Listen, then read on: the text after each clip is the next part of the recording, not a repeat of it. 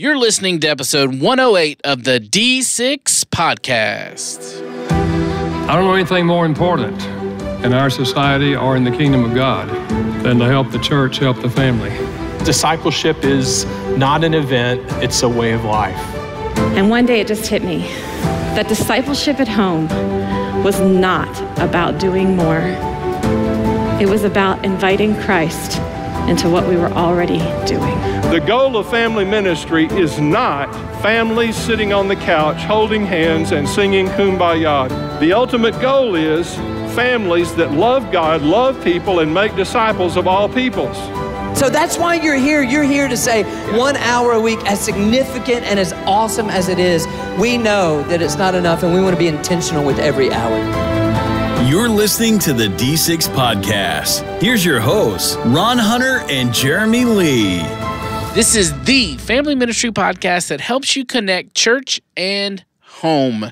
Hope everybody's having a great week. Ron, we have Tony Bianco today. We do. And man, I think people need to hear the technical aspects of what he brings to this that are practical to our families. I was pushing him very hard in this interview for transferable, helpful, applicable, practical, intentional, useful tips. This man is full of them, and you guys are going to love it. We're going to talk all about technology, from protecting kids from technology, from how to use technology to get closer and connect with our kids. The good, the bad, the ugly, all of it about technology. This is going to be one of those interviews that you want to mark and send to parents. They're going to love it. And then also we've got Tommy Swindol, a great friend of D6. If you watch D6 Days, he's the host of that. If you come to the conference, he's the host of that. He's the hostess with the mostest, but he's also your pastor. He is. And, I love listening to him every week. He's what I would consider that ideal. He's authentic. He wows me with scripture every week. And I can have studied that passage 15 times, and he will bring a unique look or a slant on it, and I don't think he's stretching scripture. He's just bringing something out because he spent so much time with it. I love it. And someone has mentored that man on how to do people skills, yes, how to ask questions instead of talking about himself, how to set up conversations in a healthy way. He just makes you feel the way he makes you feel is amazing, and I'm very happy that he's going. And I hope he makes you guys feel great as he does his interview. So we are wanting to make sure in this episode that people know, if they're listening in real time, that like today is the day on the price cut for d6conference.com. Let's make sure we get that out. I don't want to forget it. So pull up a tab, pull up d6conference.com, because if you're coming, that's a $60 moment there. You save $60 if you go ahead and jump on it today. And today is the day. That is. We cut it off today, and sometimes it doesn't take hold immediately, but you don't have that assurance that it might linger for 24 more hours. And if you don't know who's coming and you've forgotten them, there's 8 or 10, hold the slots, register them. You can fill in the names later. And let me clarify. If you're listening today on May 22nd, today is the day. Yes. If you're listening on May 23rd, you know what? Today is the day you spend $60 more. That's right. That's what today is. That's right. Per person. All right. So, hey, everybody, we're about to take a break. And then after the break, we're going to come back with my man, Tony Bianco. He's going to be talking about the family technology plan.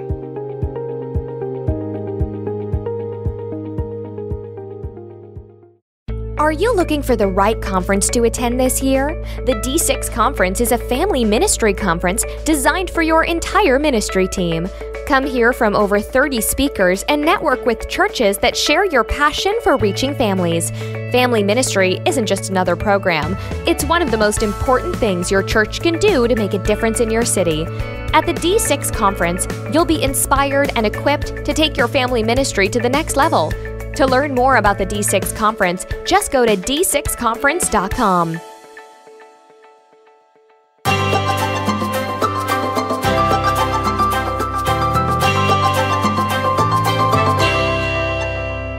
So my next guest used to be a professional full-time radio disc jockey, so I am intimidated here on the microphone. Don't be. What was your DJ name? Were you like... I was just my full name. I was Tony B. on a top 40 station, Tony and then B. Tony Bianco on a classic rock station, where I was not allowed to tell my age because my audience was so much older than me. So, okay, Tony B. DJ Tony B is with us today. No, Tony Bianco is married to his high school sweetheart.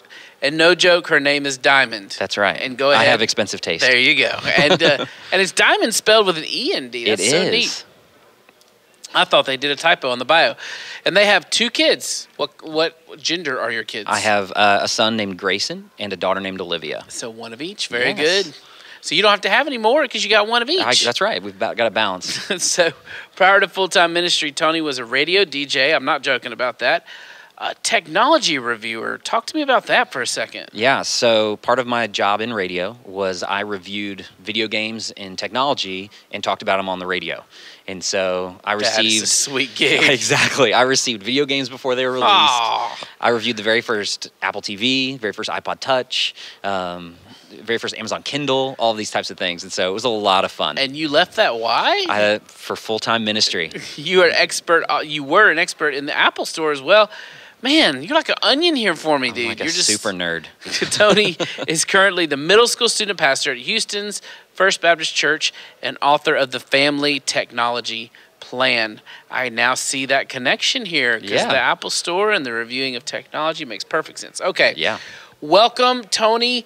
Now, I want to start with this. What the heck is the Family Technology Plan, and what's the story behind how it came to life? Yeah, absolutely. So Family Technology Plan came about kind of in a weird way. I got invited to a father-son Bible study, like my first year at my church, and I went and talked about honoring God in everything, including your status updates. And so talked a little bit about technology, and then kind of shined some light on some technology for some of the dads in the room. And one of them in particular said, "Hey, me and my family are struggling with technology. You've got experience. Could you come and help us?" And so with that family, I began to help them develop Family Technology Plan for them, but then was able to develop that out and speak about that and teach that to large groups. But in the Houston area, I actually do go into homes with families and help families individually create their own Family Technology Plan. You make house calls. I do. I do. That's incredible. Yeah. So the Family Technology Plan, just real quick, like, kind of break it down a little bit more. Sure. What specifically is it? Yeah, so it's a tool for families to begin a conversation on how to balance and monitor technology in their home. And so what it does is it brings the whole family together where they learn about why this is important, right? The parents have reasons why this is important, but the kids just think, oh, my parents don't want me to have this because, they just want to be mean or they don't understand me. And so it's really bringing some understanding to both sides of the party, the parents and the students, to understand why this is important, and then having everybody together develop this plan so there's buy-in from the kids who probably initially wouldn't want it, and parents all coming together to kind of develop this plan and this idea, setting boundaries and limitations and things like that where everyone has input. And then from then on, it rolls out, and then it's a living, working document as they go as a family. So what is your suggestion on cell phone monitoring? Yeah, I think parents should be doing that. As parents are the leaders in their home, they need to be leading when it comes to monitoring their kids on their devices. So I look at it as a lot of our kids are going on their devices like me and you may have gone to a friend's house, right? Mm-hmm. When you go to your friend's house, what are you to do? Call me when you get there, right? Call your mom when you get there. Your parents knew where you were. They didn't always know what you were doing, but they knew where you were. And so for families today, knowing where your kids are online is the same as knowing if they're going to a friend's house or the backyard. And so understanding where they are is important. So what about what technology? Now I'm getting selfish because my son is in middle school and has a phone. What technology do you suggest for the tracking? So there's lots of different things, and so I know there's so much. And so what I try to tell people is to really try to understand what's going to work best for your family. Something that seems to work best for most families because it's inexpensive in regards to a lot of monitoring things, as well as it's very user friendly, is Circle. And so Circle at meetcircle.com is a great resource for families. It's like $100. Parents get to monitor and track everything on their phones, as well as it allows students to still use their technology. That's one of the biggest things. Mm-hmm. When you do the monitoring, sometimes it can just swing so far to the other side where, as a parent, you're allowing things at times and always having to be on top of it, whereas Circle allows you to set some things at the beginning and then kind of let life be lived.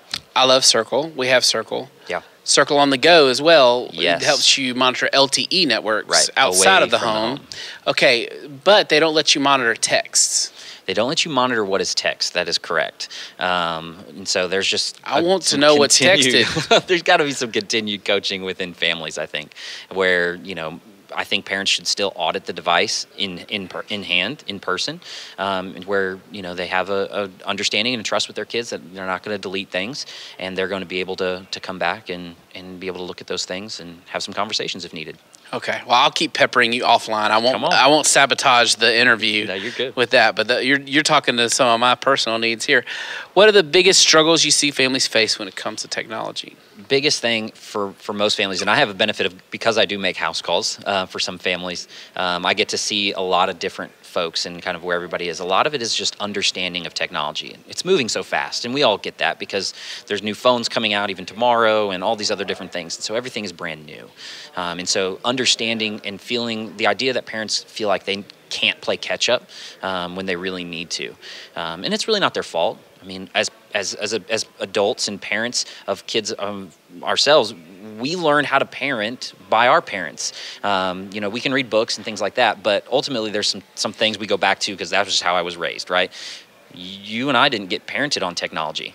And so parents these days didn't get raised on technology. And so they're kind of behind, okay? You're given that. But you also have this great opportunity to be trailblazers and pioneers for your family's legacy on how you will be parenting on technology in the future. And so a lot of things is just misunderstanding. And then communication. Parents usually want to talk about it with their kids, but they don't know how because they don't feel competent enough. And they usually don't have something to kind of rally around, which is kind of what Family Technology Plan does for families, is to give them something to kind of rally around. Because communication typically is get off your device, it's mine for a week, you're not doing that, turn it off, put it away at the table.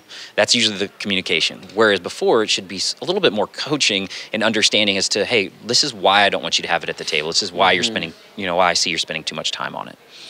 Perfect. Who are the writers or bloggers online that I need to be reading to stay up on technology? Yeah, so some of my favorites, Common Sense Media is great. Growing Leaders, Tim Elmore's blog, he throws technology things in there and just great things for parenting there as well. Raising Digital Natives is a really good one. Oh, I've not heard of that one. Yeah, that's a really good one as well. But then I'm checking Wired.com and Mac Rumors and TechCrunch and these other technology blogs. Yeah, exactly. I mean, I watched the Apple keynote the other day to find out what was new because I knew I was coming here and people were going to want to know, and so you got to just have to put yourself into that culture a little bit so that you understand what you're about to put into your homes. You can screen record with iOS 11, do you know that? Yes, it's totally cool. Sorry about that. As a content creator, that's a good thing. Right, of course. I'm totally not paying attention to the interview now. Sorry. That's great. This is because I'm liking you. Yeah, You're very interesting. Hey, I'm an oddity. It's my compliment to you. I appreciate it. Okay, so what are some great apps? Ministers are app crazy. So am I. So give us some good ones. So here's the biggest thing: is I try to be on the same apps that my students are. And so I'm playing games with my students. So I'm Clash of Clans, I'm doing those types of things. Roblox is a really big one right now with students. And so I'm constantly asking my students, and then whenever I go in homes, I ask students, what are the top apps right now that you're playing? And a lot of them are games. Totally. For me in the office, one of the best things I like to use is 30 over 30. It's an app that allows you to set time restraints on tasks of your day and allows you to kind of stay on task as to how you deemed in the beginning of your day, but then you can always add time throughout the day. It kind of keeps you focused on certain things.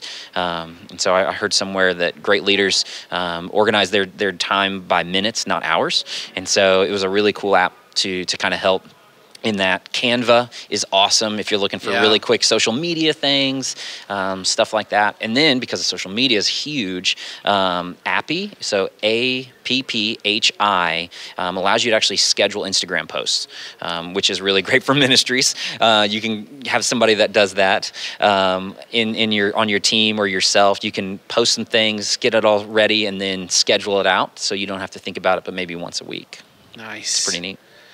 You don't know how to schedule Instagram posts on a desktop, do you? No, unfortunately not. They're whatever API or whatever doesn't let you. Yeah. See, I'm telling you, I'm enjoying it. This is great. And I also need you to help me figure out my daggum pictures on my iPhone and how it connects to iPhoto and PhotoStream. And they're in the cloud. Where's the cloud? All that stuff. I love technology, and I can't figure that out. So we're going to talk about that after we're off air. Porn in your pocket. Yes. And how I can protect from it. That's your seminar title. One of them, yeah. I've forgotten about that. Porn in your pocket. That's a good one.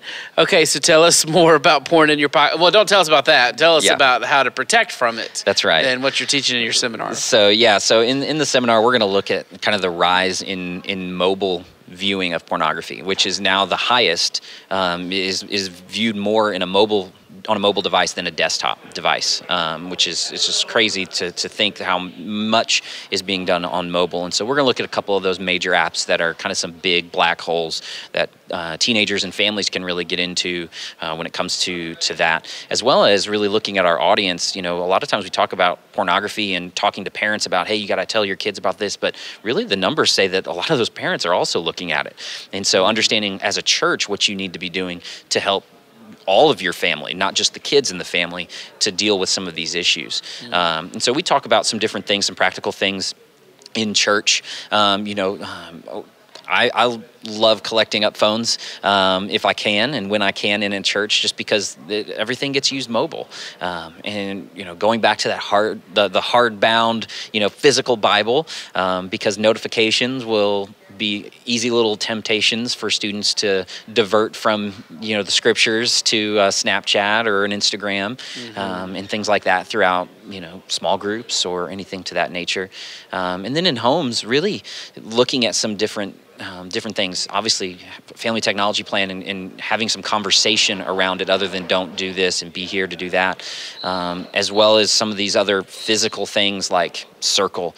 An app that's fairly new is called Raccoon, it allows you to still monitor things like Snapchat and Instagram, but if something that is inappropriate comes up on a student's device, they receive a flag notification alerting them that this is inappropriate, because what's inappropriate may be completely different, in their mind because of the culture they live. And so it's kind of a cool app that has some teaching moments as well as notifying the parent so they can have that conversation saying, today I saw that something inappropriate came across your Instagram feed, let's talk about it. And so prompting conversations is really one of the major things that you can do to protect from it in your home. I very rarely take notes of my interview guests. So again, you're doing great. Tech gadgets that ministers listening need to be using in their ministry. Yeah, so there's some things. Adobe Spark. Have you seen this? Adobe Spark is a way for you to almost create a web page that is a scroll down web page for either a web page for an event or even a presentation, which is really cool, and it's absolutely free. It's all web-based, which is great. I know Adobe, free. It's crazy to think, but Adobe Spark is really, really fun. Something that's fun that we've done with our leaders as well as students is Jackbox.tv. Jackbox.tv is a online game kind of bundle you can get of 5 kind of mini games. But what's really neat is it is a healthy way for people to use their mobile devices, because several of the games allow 5 to 8 players to play all at the same time, and it's a voting-based game. And you use your cell phone as your device, how you connect to it. And then you can have audience members, so the rest of your room, your students that are there or parents, play along and vote based on the answers that they see across the screen. It's a really cool trivia-based games, kind of like apples to apples kind of games, but it's on screens and it's up front.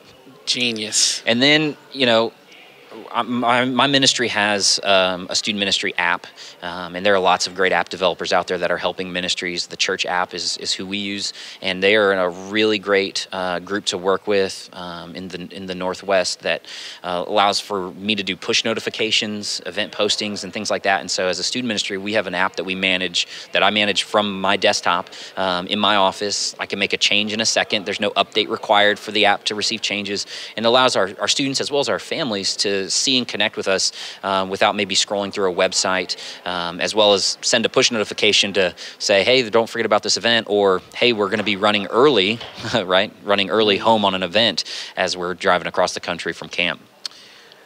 Man, I have loved this. Well, glad. Me too. Where can they learn about Family Technology Plan online? Yeah, so familytechnologyplan.com is you a got place that that domain? exists. Yeah, I did. And so you can go check that out. It talks about kind of what it is, kind of the history that we talked about as well.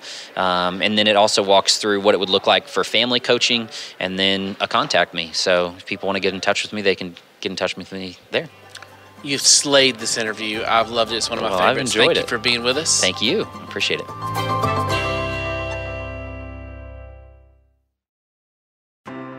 Scripture and modern-day research attests to this truth. When one generation commits to and engages in the discipleship of another generation, people of all ages know Jesus and become more like him. This commitment requires us to say goodbye to the myopic focus on the next generation and instead broaden our view to every generation. Every generation. Moms, dads, grandmas and grandpas, aunts and uncles, kindergartners and middle school students, college freshmen and newlyweds, each one awakened to Jesus Christ and living out a vibrant faith with one another. We invite you to adopt this focus at the D6 Conference, a family ministry event built on the Deuteronomy 6 philosophy of generational discipleship. You will experience 3 days of strategy, resources, and action steps to help move your church forward together. Discover what's in store at d6conference.com.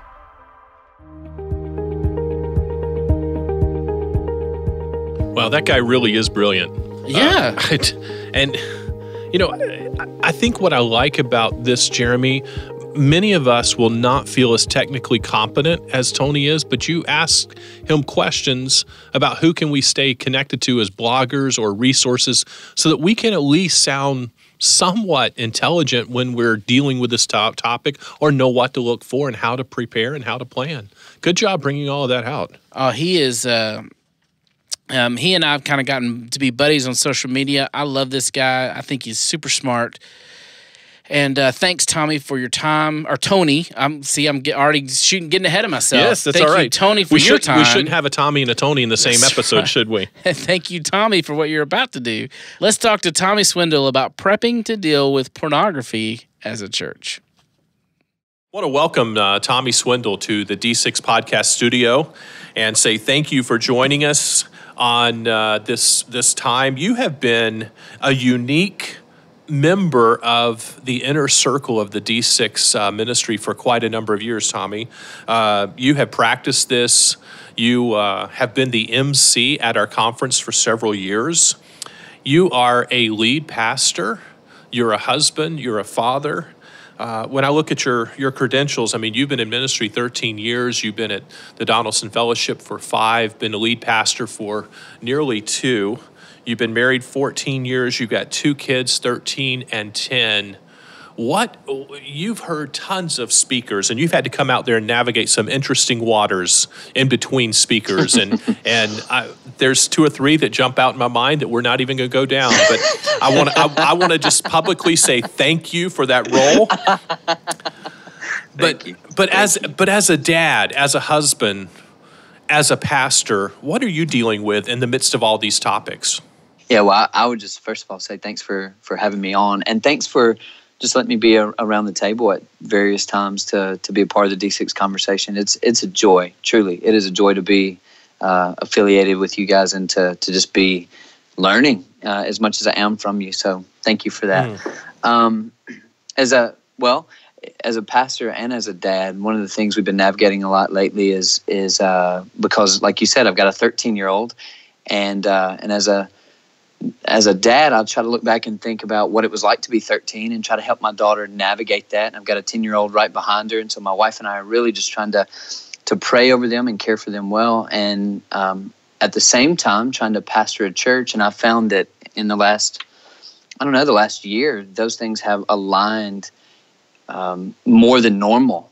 And what I mean by that is, one of the biggest needs that I hear about in our community and among disciples of Jesus is what do we do with technology? What do we do with the pornography that seems to just eat away at culture and eat away at even God's church?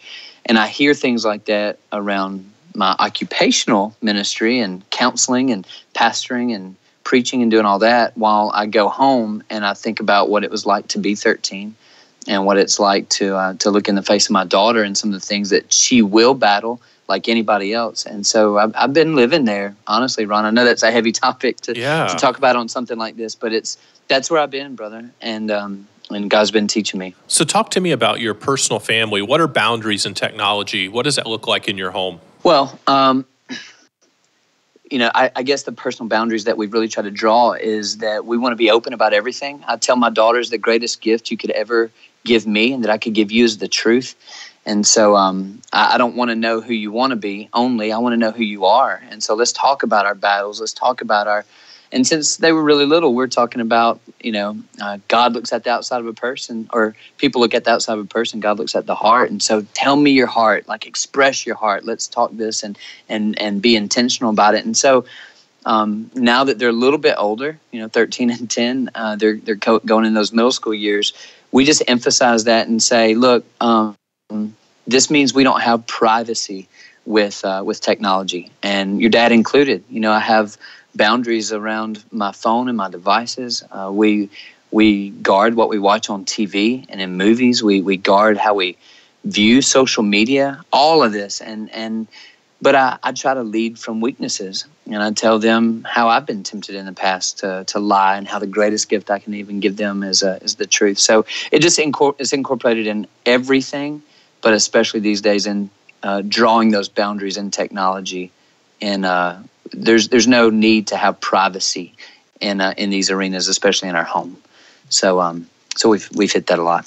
That's really good. Now, in full disclosure to our audience, I think it's important to tell the audience that I am a member at the Donaldson Fellowship. Tommy is my pastor, and we have an incredible church. So I'm going to segue with my next question with that knowledge. Otherwise, our audience wouldn't get it. But I have observed our staff in conversations with each other and in planning for the series that you have just taken us through, Tommy, the Set Free series dealing with technology and pornography.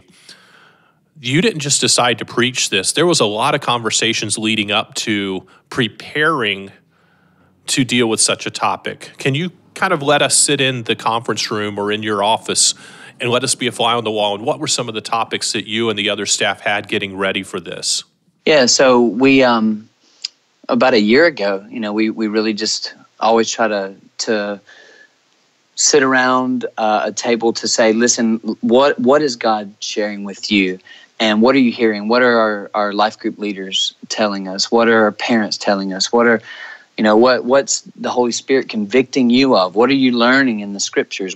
Just all of this is kind of like a huge brainstorming opportunity within staff and then other trusted leaders within our church. And in that process, one of the biggest themes that continued over and over and over to come out was the problem with pornography and how it eradicates the health in a marriage and in a relationship with the Lord. And it came out in, this is what I'm counseling people over. And it came out in parents saying, this is what my kids are battling, and this is what my temptations are, and this is what I'm seeing in the schools that we're ministering to. And so, long story short, we sought out several conferences to go to and to learn more about that, as well as resources to read up on that as we begin to pray and prepare for what would it look like to preach and to just navigate these kind of things with conversations and sermons and opportunities to teach lessons and counseling opportunities for people within our church. And I mean, we've been praying on it for a long, long time,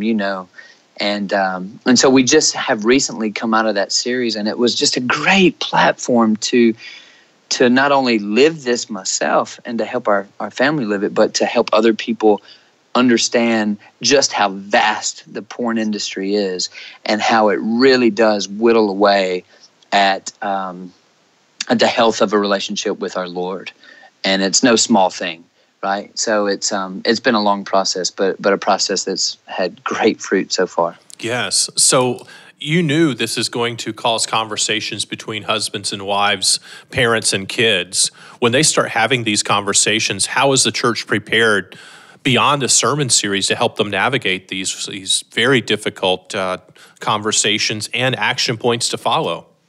Yeah, and trying to relate it to the audience just listening to this, I would say that it always needs to pass the great but what now kind of test, like, okay, the Lord is convicting me that I'm living a double life, or I don't want my kids to live a double life, or you've just come into contact with somebody in your church or in your home that you've got this knowledge now about their battle. So what now? And so we tried to answer the what now with, listen, we want to hear your story. And so if you need to talk to a pastor, if you need professional counseling because you're battling an addiction, we tried to meet those needs immediately, like within 48 hours. Who has sat with this person or this family to talk through what that looks like? I had a great seminar. Actually, we'll give all this stuff away. It's online if it's helpful. But it's a seminar on how to help parents and grandparents help their kids or grandkids with technology, and how do you protect your family from pornography based around devices and stuff. And so that was, offering seminars like that, accountability groups where we would create and launch several life groups, and even individuals who said, hey, if somebody reaches out to the church, can I just be a person you call on to walk with them through the process? So we would partner men with men, women with women, to say, we want to help you know what it looks like to overcome this, and so that you can be set free from it.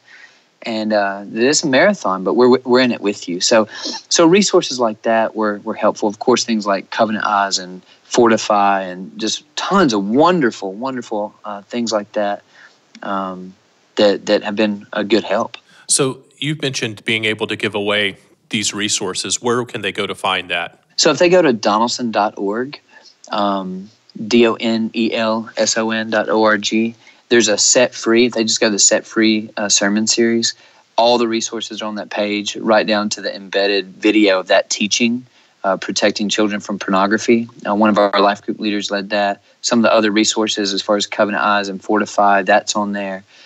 In fact, we've had people reach out from other churches, even pastors and leaders, say, hey, I'm not part of this congregation, but I really need help.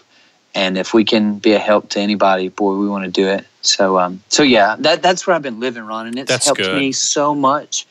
And we want to help other people do the same. So, man, I want to thank you again. I hope our listeners understood. We didn't tackle the topic of pornography. I think we all recognize its evils and how it gets its grip on us.